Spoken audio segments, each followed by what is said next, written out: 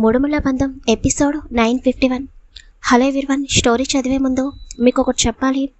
నాకు స్టోరీలో ప్రతి ఒక్కరి క్యారెక్టరు ఇంపార్టెంటే. ఏదో స్టోరీ రాశాను అన్నట్టుగా కాకుండా ఒక స్టోరీ చదువుతుంటే అది నిజంగా మన కళ్ళ ముందు ఆ దృశ్యం కనిపిస్తున్నట్టు ఉండాలి అని నేను స్టోరీలో ప్రతి ఒక్కరి ఎమోషన్స్ని, ఫీలింగ్స్ని, లవ్ని, కేరింగ్ని చాలా క్లియర్గా చూపిస్తూ ఉంటాను. పైన స్టోరీ రాయడం నాకు రాదు. ఇన్ని ఎపిసోడ్స్ ఫాలో అయిన మీకు ఆల్రెడీ నేను స్టోరీ ఎలా రాస్తానో తెలిసే ఉంటుంది. నిజానికి నేను స్టోరీ క్లోజ్ చేసేద్దాము అనుకున్నా. But Vikram, Vaishnavi married life చూపించారు. అలాగే వసు, విరాస్ మ్యారీడ్ లైఫ్ కూడా చూపించమని ఎంతోమంది రిక్వెస్ట్ చేశారు. అందుకే మళ్ళీ కంటిన్యూ చేస్తున్నా. విక్రమ్, వైష్ణవి సీన్స్ రానంత మాత్రాన నేను వాళ్ళని తక్కువ చేసినట్టు కాదు. విరాస్, వసు సీన్స్ వచ్చినంత మాత్రాన వాళ్ళని హైలైట్ చేస్తున్నట్టు కాదు. స్టోరీ తగ్గట్టుగానే రాస్తాను. నేను ఎప్పుడు కూడా విక్రమ్ని తక్కువ చేయలేదు. నా స్టోరీలో విక్రమే ఫస్ట్ హీరో అని చెప్పాను. ఇప్పుడు అదే చెప్తాను. అలాగే విరాస్ కూడా నార్మల్ పర్సన్ కాదు కదా. తనకి ఉండాల్సిన ఇంపార్టెంట్ తనకి ఉంటుంది. స్టోరీ అంటే హీరో మీద మాత్రమే బేస్ అయ్యేది కాదు, అందరి పాత్రలపై బేస్ అయ్యే స్టోరీ రన్ అవుతుంది. 1000 ఎపిసోడ్స్ వరకు ఈ స్టోరీ ఉంటుంది అని నేను చెప్పను. ఇప్పుడు వసు ఇష్యూ రన్ అయినా విరాస్, విక్రమ్ ఇద్దరు ట్రాక్ చేస్తున్నారు. ఇందులో మీకు నేను విరాస్ని ఎక్కడ హైలైట్ చేసినట్టు అనిపించిందో తెలీదు. విరాస్ బాధలో ఉంటే వైష్ణవియే మోటివేట్ చేసింది. ఎవరి క్యారెక్టర్స్కి తగ్గట్టు వాళ్ళ స్టోరీ ఉంటుంది. అర్థం చేసుకుంటాను అనుకుంటున్నా. అభి ఇష్యూ క్లియర్ అయిన వెంటనే నెక్స్ట్ విక్రమ్, వైష్ణవి సీన్స్ వస్తాయి. అలాగే విరాస్ వెంటనే అభిని కనిపెట్టినట్టు, వసుని తీసుకువచ్చేసినట్టు చూపించవచ్చు. కానీ వాళ్ళ మధ్య ఎమోషన్స్ లేకుండా అసలు విరాస్, విక్రమ్, అభిని ఎలా కనిపెట్టారో చూపించకుండా అందరి స్టోరీలాగా ఫాస్ట్గా రన్ చేయలేను. నా హీరోస్ ఎప్పుడు హై లెవెల్లోనే ఉంటారు. వాళ్ళ యాటిట్యూడ్ వాళ్ళకు ఉంటుంది. వాళ్ళ థింకింగ్ పవర్ కూడా మీకు తెలియాలి కదా. ఇదే మీకు చెప్పాలని అనుకుంది. ఇంకా స్టోరీలోకి వెళ్దాం. విక్రమ్ కార్ ఒక హౌస్ ముందు ఆగుతుంది. విక్రమ్, విరాస్ ఇద్దరు కార్ దిగి ఆ హౌస్ని చూస్తారు. మిడిల్ క్లాస్ ఫ్యామిలీ లాగా ఉంది విరాస్ అని విక్రమ్ అంటుంటే అవుననుకుంటా, సరే పద అని ఇద్దరు కలిసి హౌస్ లోపలికి వెళ్ళి మెయిన్ డోర్ దగ్గర డోర్ నాక్ చేస్తారు. డోర్ ఓపెన్లోనే ఉండగా ఒక 45 years ఉన్న వ్యక్తి రూమ్లో నుండి డోర్ దగ్గరికి వచ్చి విక్రమ్, విరాస్ని చూస్తాడు. ఇద్దరు ధనవంతుల బిడ్డల్లాగా కనిపిస్తుంటే అతను కొంచెం భయపడుతూ ఎవరు కావాలి సార్ అని అంటుంటే చంద్రిక వాళ్ళ హౌస్ ఇదే కదా అని విక్రమ్ అంటుంటే అవును సార్, మా అమ్మాయి తను అని ఆ వ్యక్తి అనగానే మేం మీతో కొంచెం మాట్లాడాలి అనగానే లోపలికి రండి సార్ అని అతను పిలవగానే విక్రమ్, విరాస్ ఇద్దరు లోపలికి వెళ్తారు. కూర్చోండి సార్ అని అతను చైర్ చూపించి చెప్పండి సార్, మీరెవరో పెద్ద కుటుంబం నుండి వచ్చినట్టు అనిపిస్తుంది. మా అమ్మాయితో పనేంటి సార్ అని అతను భయంగా అడుగుతుంటే మీకు 2 అమ్మాయిలుగా అని విరాస్ అనగానే అవును సార్ అని అంటాడు అతను. ఇప్పుడు వాళ్ళు ఎక్కడున్నారు అని విక్రమ్ అడుగుతుంటే బాబు, వాళ్ళిద్దరూ పని మీద బయటకు వెళ్లారు.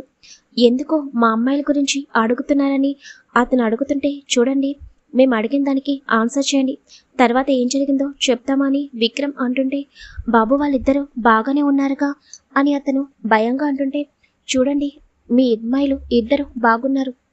వాళ్ళు ఎక్కడికి వెళ్ళారు, ఎప్పుడు వెళ్ళారు చెప్పండి అని అడుగుతుంటే బాబు, మొన్న ఈవినింగ్ వాళ్ళ సార్ కాల్ చేసి రమ్మని చెప్పారు. అప్పుడు బయటికి వెళ్ళారు. వాళ్ళ సార్కి ఏదో హెల్ప్ కావాలి అని నిన్న ఆఫ్టర్నూన్ వెళ్ళారు బాబు అని అతను చెప్పగానే వాళ్ళ సార్ ఎవరు అని అనుమానంగా అడుగుతాడు విరాస్. అభిరామ్ సార్, మా అమ్మాయిలిద్దరూ అతని కంపెనీలోనే వర్క్ చేస్తారు బాబు. ఏం జరిగిందో తెలియదు. 2 నెలల నుండి కంపెనీకి వెళ్తున్నారు కానీ శాలరీ కూడా ఇవ్వడం లేదు. అడిగితే వాళ్ళ సార్ వేరే కంట్రీకి వెళ్ళారు అని మేనేజర్ చెప్తున్నారని అనగానే అంటే వీళ్ళిద్దరూ ఆ అభి కంపెనీలోనే వర్క్ చేసే ఎంప్లాయీసా అని విరాస్ మనసులో అనుకుంటూ వాళ్ళ దగ్గర నుండి మీకు కాల్ ఏమన్నా వచ్చిందా అని అడుగుతాడు. లేదు బాబు, నేను చేస్తున్న స్విచ్ ఆఫ్ వస్తుంది, వాళ్ళ ఫోన్ కోసమే చూస్తున్నా అని అతను చెప్పగానే విక్రమ్ అతని వైపు చూస్తూ చూడండి, ఆ అభిరామ్ మంచివాడు కాదు.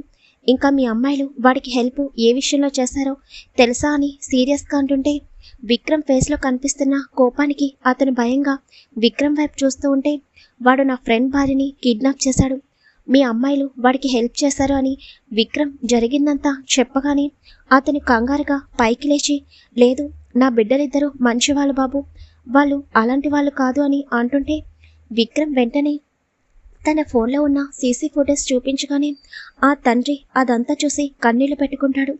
నాకు ఇదంతా తెలియదు బాబు, నా భార్యకి ఆరోగ్యం బాగుండటం లేదు అని అతను ఏడుస్తుంటుంటే ఏమైంది అని అడుగుతాడు విరాస్. తనకి కిడ్నీ ఫెయిల్ అయింది బాబు, చాలా డబ్బులు అవసరం అవుతాయని అనగానే విక్రమ్ విరాస్ ఇద్దరు ఒకరినొకరు చూసుకుంటారు. వాళ్ళకి అర్థమవుతుంది అభి ఆ అమ్మాయిల వీక్నెస్ తెలుసుకుని ఇదంతా చేయించాడని. విరాస్ అతని వైపు చూస్తూ, చూడండి, మీ అమ్మాయిలకి కాల్ చేస్తే మాకు ఇన్ఫర్మేషన్ ఇవ్వండి. వాడు నా భార్యని కిడ్నాప్ చేశాడు అండ్ మీ భార్యకి కిడ్నీ ఆపరేషన్ అనేది మేము చేయిస్తామని విరాస్ విక్రమ్ వైపు చూడగానే విక్రమ్ అతని వైపు చూస్తూ, అవును, నా పర్సన్ మీ దగ్గరకు వచ్చి దగ్గరుండి అన్నీ చూసుకుంటాడు, కానీ మీరు మాకు హెల్ప్ చేయండి, వాళ్ళు ఫోన్ చేయగానే ఆ నెంబర్ మాకు షేర్ చేయండి అని విక్రమ్ చెప్పగానే అతనిద్దరికి రెండు చేతులు జోడించి నమస్కరిస్తూ కాళ్ళు పట్టుకోవడానికి నాకన్నా చిన్నవాళ్ళు అయిపోయారు. మీ రుణం తీర్చుకోలేను బాబు, మీలాంటి వాడికి వాడు ఎలా అన్యాయం చేయాలని అనిపించిందో అని అతను ఏడుస్తుంటే, పర్వాలేదు, మళ్ళీ మీ అమ్మాయిలను ఏమీ అడగకండి, వాడికి అనుమానం వస్తుంది, ఇవి మా నెంబర్స్, వెంటనే కాల్ చేసి చెప్పండి అనగానే అలాగే బాబు అని అంటాడు ఆ వ్యక్తి. ఇంకా విక్రమ్ విరాస్ ఆ అమ్మాయిల నెంబర్స్ తీసుకుని అక్కడి నుండి బయటకు వచ్చేస్తారు. నెక్స్ట్ విక్రమ్ కార్ అనేది దీపక్ హాస్పిటల్ ముందు ఆగుతుంది.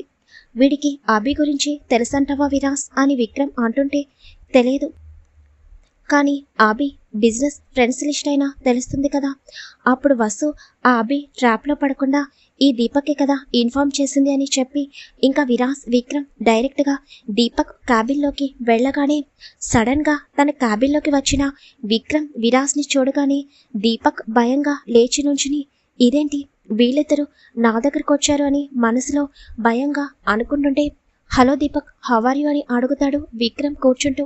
ఫైన్ సార్ అని దీపక్ భయంగా అంటుంటే, నీ ఫ్రెండ్ ఎక్కడా అని విరాస్ సీరియస్గా అడిగేసరికి, అదేంటి సార్, మీరే కదా తనని జైలుకి పంపించింది, అమెరికాలో ఉన్నాడు కదా అని అయోమయంగా అంటుంటే, సో నీ ఫ్రెండ్ ఇండియాకి వచ్చినట్టు నీకు తెలియదన్నమాట అని విక్రమ్ సీరియస్ అనేసరికి, వాడు ఇండియాకి వచ్చాడా, ఎప్పుడు అని షాక్గా అడుగుతాడు దీపక్. ఇంకా విరాస్కి విక్రమ్కి అర్థమవుతుంది దీపక్కి ఏమీ తెలియదని.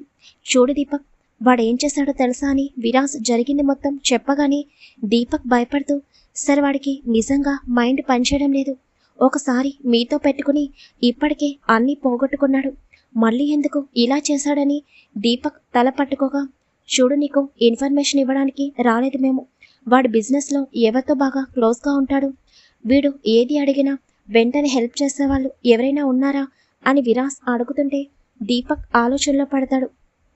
వాడికి బిజినెస్ ఫ్రెండ్స్ అంటే ఇద్దరున్నారు సార్, చాలా క్లోజ్, పర్సనల్ షేర్ చేసుకోడు, కానీ హెల్ప్ మాత్రం వీడు వాళ్ళు ఇద్దరు చేస్తారు, అందులో ఒకడు కృష్ణ, ఇంకొకరు నీరస్ అని చెప్పగానే ఇంకా విక్రమ్ విరాస్ వాళ్ళిద్దరి ఆఫీస్ డీటెయిల్స్ మొత్తం దీపక్ దగ్గర తీసుకుని, వాడి నుండి ఫోన్ వస్తే మాకు ఇన్ఫార్మ్ చెయ్యి, వసు డేంజర్లో ఉందని చెప్పి విరాస్ విక్రమ్ బయటికి వెళ్ళిపోతారు. దీపక్ అభిని గుర్తు చేసుకుని, ఎందుకురా ఆ అమ్మాయిని ఇబ్బంది పెడుతున్నావు, వీళ్ళిద్దరి వాళ్ళకం చూస్తే నువ్వు కనిపిస్తే చంపేసేటట్టున్నారు, ఆయన ఇప్పుడు తను విరాస్ సార్ భార్య, పెళ్లి కాకముందు తనని ఇబ్బంది పెట్టినందుకే నీకు నరకం చూపించాడు, ఇంకా అమ్మాయికి పెళ్ళైన తర్వాత ఏకంగా తనని కిడ్నాప్ చేశావు, ఈసారి నిన్ను చంపడం గ్యారంటీ, ఎందుకు ప్రాణాల మీదకి తెచ్చుకున్నావని దీపక్ కన్నీళ్లు పెట్టుకుంటాడు. విరాస్ కారెక్కిన తర్వాత బాధగా సీటు వెనక్కి వాలి కళ్ళు మూసుకుంటాడు.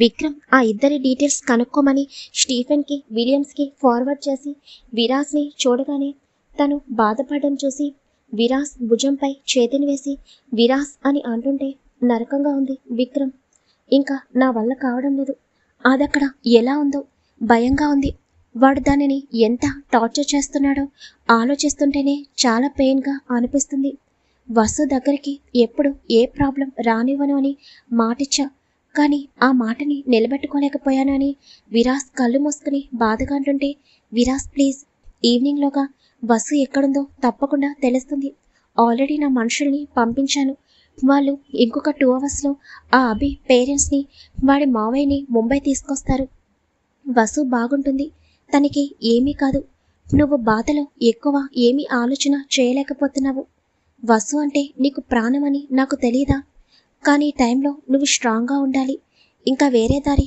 ఉందేమో చూద్దాం అని విక్రమ్ అనగానే విరాస్ ఆలోచిస్తూ ఉంటాడు. అలా కొంచెం సమయం తర్వాత విక్రమ్ విరాస్ వైపు చూస్తూ, వాళ్ళిద్దరి గురించి ఇన్ఫర్మేషన్ తెలిసింది విరాస్. ఆ అభికి హెల్ప్ చేసింది కృష్ణ అనేవాడు. కానీ తను ఇండియాలో లేడు. ఆఫీస్ వర్క్ పై యుఎస్కి వెళ్ళాడంట. వాడి చాపరే తీసుకున్నాడు అభి అని చెప్పగానే, విక్రమ్ చాపర్ డీటెయిల్స్ తెలుసుకో, ఆ చాపర్ ఎక్కడుందో లైవ్ ట్రాక్ చేస్తే వాడు ఎక్కడికి వెళ్ళాడో తెలుసుకోవచ్చు కదా అని విరాస్ అంటుంటే తెలుసుకోవచ్చు. కానీ అంత ఈజీ కాదు. సరే, మన పైలట్స్ ఉన్నారుగా, వాళ్ళ హెల్ప్ తీసుకుందాము. అలాగే ఎయిర్లైన్స్కి సంబంధించిన టెక్నికల్ టీం హెల్ప్ కూడా కావాలి. లైవ్ ట్రాకింగ్ అని విక్రమ్ అంటుంటే, ఎంత ఖర్చైనా పర్వాలేదు, వాళ్ళతో కాంటాక్ట్ అవ్వు విక్రమ్. నా మైండ్ ఏమీ పనిచేయడం లేదు. ఈవినింగ్లోగా వసుని కనిపెట్టాలి అని విరాస్ గట్టిగా డీప్ బ్రీత్ తీసుకుని, సరే నువ్వు ఆ చాపర్ కంప్లీట్ డీటెయిల్స్ తెలుసుకో, నేను ఎయిర్లైన్స్ వాళ్ళతో కాంటాక్ట్ అవుతాను అని చెప్పగానే, సరే విరాస్ అని ఇంకా విక్రమ్ అక్కడి నుండి వేరే కారులో వెళ్ళిపోతే విరాస్ కూడా తన కారుని ముందుకు పోనిస్తాడు. వసు తన జ్యువెలరీ మొత్తం తీసి వాటిని డ్రెస్సింగ్ టేబుల్ పైన పెట్టి ఇంకా రెడీ అయ్యి డ్రెస్ వేసుకుని మెడలో తాళి నల్లపూసలు తప్ప అన్నీ తీసేస్తుంది. నుదుటిన స్టిక్కరు కుంకుమ బొట్టు అలాగే పాపిట్లో కుంకుమ బొట్టు పెట్టుకుని ఒకసారి అద్దంలో చూసుకుంటుంది. తనకి డైలీ విరాస్ మర్చిపోకుండా నుదుటిన బొట్టు పెట్టడం గుర్తుకొస్తుంది. అలాగే విరాస్తో గడిపింది. విరాస్ తనని ప్రతిసారి చిన్న పిల్లలాగా ట్రీట్ చేస్తూ ఉండడం ప్రతిదీ వసుకి గుర్తుకొస్తుంటే, వసు వస్తున్న తన కన్నీళ్ళని బలవంతంగా అదిమి పెట్టుకుని, లేదు నేను స్ట్రాంగ్గా ఉండాలి, నేను బాధపడ్డాను అని బావకి తెలిస్తే తను అస్సలు తట్టుకోలేడు. ఈ పాటికే బావ నా గురించి వెతకడం మొదలు పెట్టే ఉంటాడు. కానీ దుర్మార్గుడు నన్ను ఎక్కడికి తీసుకుని వచ్చాడో నాకే అర్థం కావడం లేదు. ఇది ముంబయో లేక ఏ ఊరో కూడా అర్థం కావడం లేదు. వీడిని మాయ చేసి బావకి కాల్ చేసి మాట్లాడాలి అని వసు మనసులో అనుకుంటూ, అంతకంటే ముందు అసలు నన్ను ఎందుకు కిడ్నాప్ చేశాడా అని వీడికి అనిపించాలి అని వసు తన చున్నీ వేసుకుని కిందికి వెళ్ళేసరికి మళ్ళీ అభి ఫోన్లో మాట్లాడుతూ ఉండటం చూసి, అసలు ఎవరితో మాట్లాడుతున్నాడు వీడు, ఎప్పుడు చూసినా ఫోన్లో బిజీగా ఉంటున్నాడు. లేదు, వీడు అసలు ఖాళీగా ఉండకూడదని వసు కిందకి దిగగానే వసుని చూసిన అభి ఫోన్ కట్ చేసి వసు దగ్గరికి వచ్చి చిన్నగా నవ్వుతూ, నువ్వు డ్రెస్లో కూడా చాలా అందంగా ఉంటావు, వస్తారా అని అంటుంటే, నువ్వు మాత్రం ఏ డ్రెస్లో అయినా దరిద్రంగా ఉంటావు అని వసు కోపంగా కిచెన్లోకి వెళ్ళిపోగానే, వాట్, ఇంత అందమైన వాడిని అలా ఎలా అనగలిగింది ఈ అమ్మాయి అని అభి వెళ్తున్న వస్తారా వైపు చూసి అనుకుంటూ ఉంటాడు. వసు కిచెన్లోకి వెళ్ళి తనకి మాత్రమే కాఫీ పెట్టుకుని డైనింగ్ టేబుల్ దగ్గరకు వచ్చి కూర్చుని తాగుతూ ఉండటం చూసి అభి వసు వైపు చూస్తూ, నాకు అని అనగానే, వాట్, నీకెందుకు పెడతాను నేను, నువ్వేమన్నా నా ఫ్రెండ్వా, రిలేటివా, కనీసం నైబర్వి కూడా కాదు అని వసు కోపంగా అంటుంటే, అంటే నీకు నేను ఏమీ కానా అని అడుగుతాడు అభి. అవుతావు అని వసు అనగానే, ఏంటి అని అభి చాలా ఎగ్జైట్ అవుతూ అడుగుతుంటే, ఎనిమి అవుతావని వసు కోపంగా చెప్పి తన కాఫీ తాగి కిచెన్లోకి వెళ్ళిపోతుంది. ప్రతిసారి నాకే పంచులు వేస్తుంది. ఈ అమ్మాయి అమాయకురాలు అనుకోవడం నాది తప్పు అని అభి అనుకుంటూ ఉండగా, వసు హాల్లోకి రాగానే అభి వసు వైపు చూస్తూ ఉండగా, వసు తన చేతిలో ఉన్న పప్పు ప్యాకెట్ ఓపెన్ చేస్తుంటే, ఏం చేస్తుంది ఈ వసుధార అని అభి అలాగే చూస్తూ ఉంటాడు.